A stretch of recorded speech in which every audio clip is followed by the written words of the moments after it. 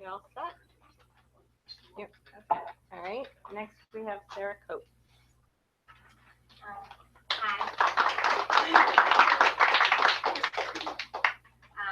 Sarah, and I'll be talking about optimizing international development efforts and their effectiveness.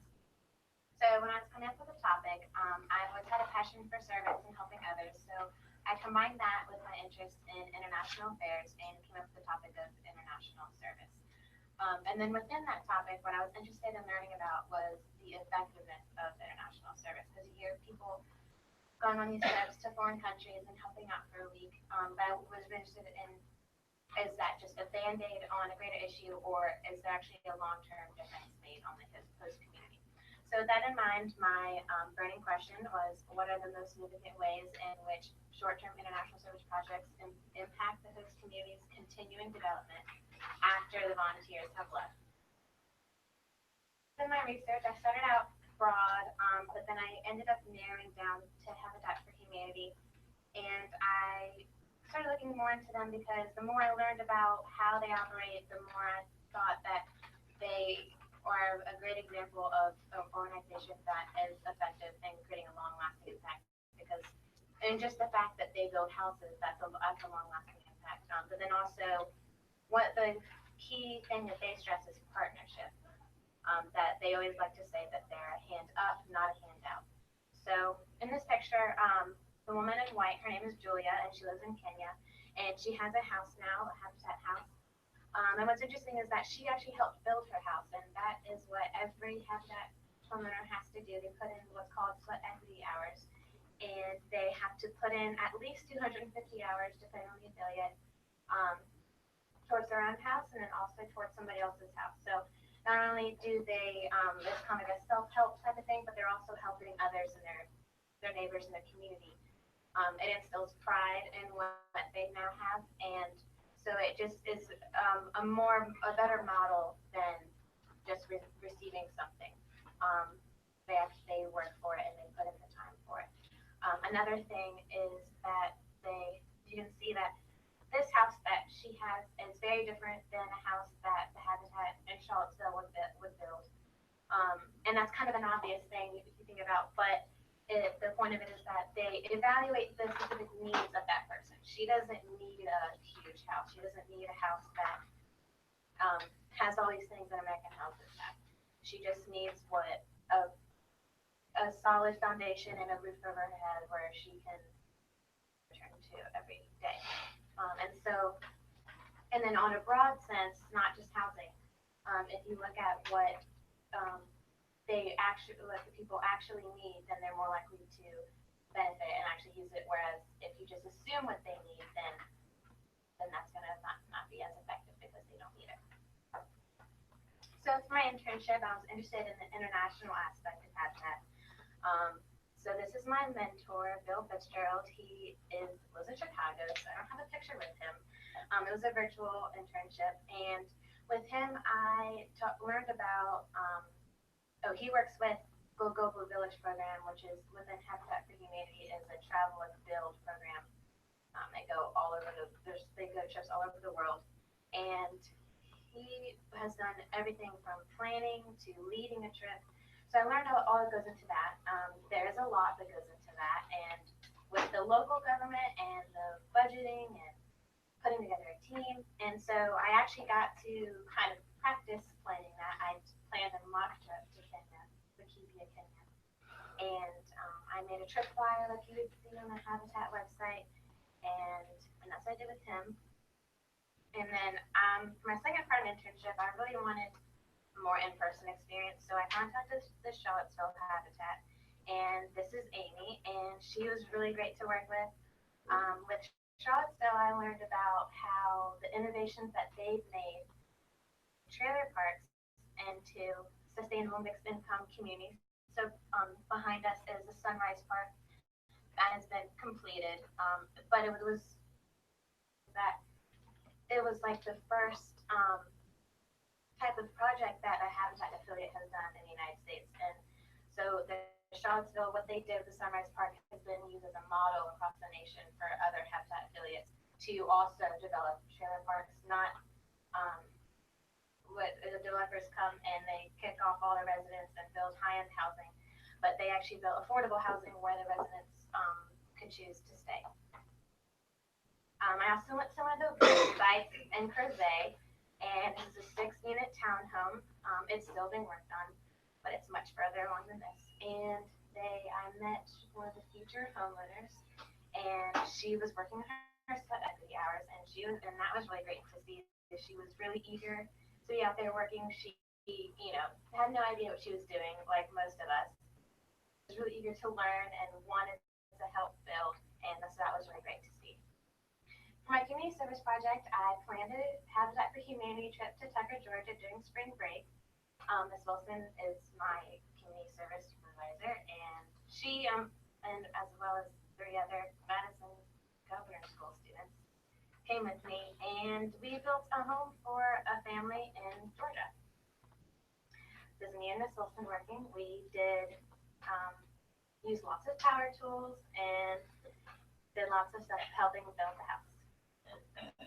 And this is Andrea, and I think this is the perfect picture to show why my community service was significant and left a legacy, because we gave up our spring break to help her and her son a home, and she will have that house for the rest of her life, and her son will be able to live there. It's a safe place to live, and they don't have to worry about the rising cost of rent or where they're going to sleep that night. So that's really important. So reflecting back on my community service project, at first it was really daunting to plan a trip. Or if I could do it in the time frame, if it was too big a thing I could do. So that's really what I wanted to do. So I just wanted to try. And it was difficult. If I could go back, I would start planning earlier, because there were some setbacks that probably would have been less stressful if it wasn't so close to the trip. And then my advice for rising seniors is that to not underestimate the impact you can have with a community service project. And this picture, this is our last day, but when we came there, all there was the exterior wall. So we did all the interior and started on the roof. So, and we made a difference in Andrea and her son's life. And it doesn't have to be building a house, but there's so many other community service projects. If you pick something you're passionate about and really dedicate yourself to it and your time, then you can really make a difference. And as for the future, I've not officially committed, but I've mentally committed to Virginia Tech, and I will major in international studies and either minor or double major in French. And I plan on joining the Habitat for Humanity campus chapter, and we'll see what happens after that. Any questions?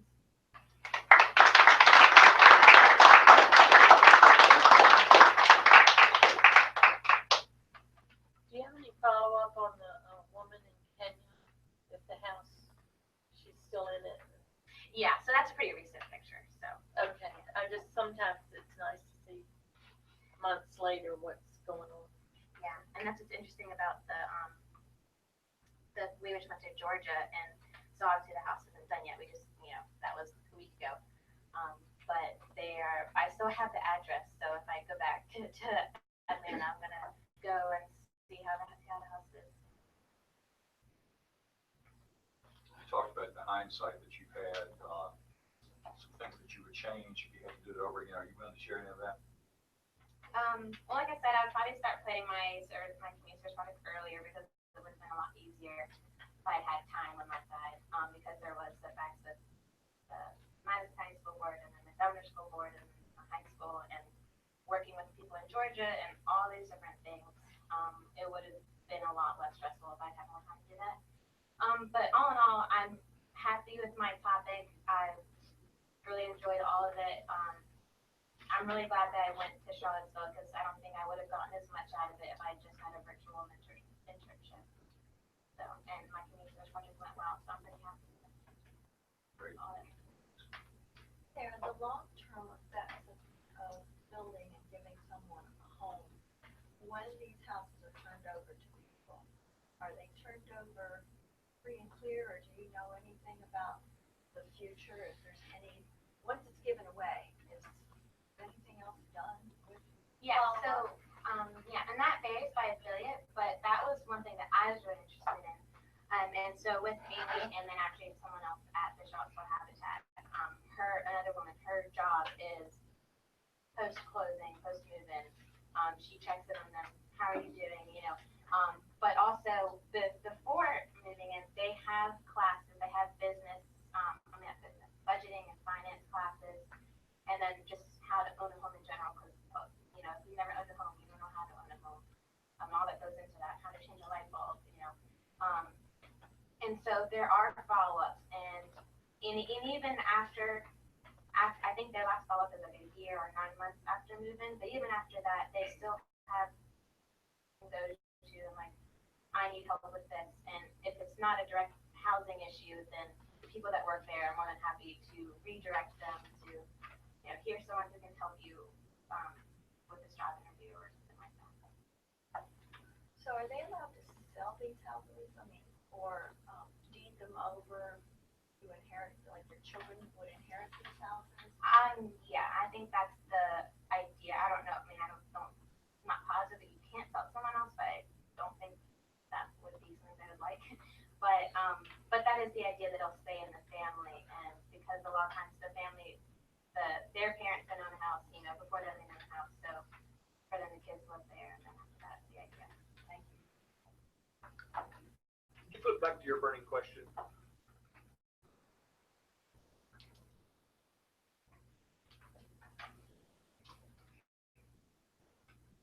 I mean, I'm not sure if the question I have immediately relates to this, but I'm wondering, in your experience with Habitat, did you get a sense from the folks involved with Habitat that they have learned, or they are concerned about, or have insights about sort of the broader economic, political realities that create homelessness, or that create a shortage of low-income housing? So they're trying to address this problem.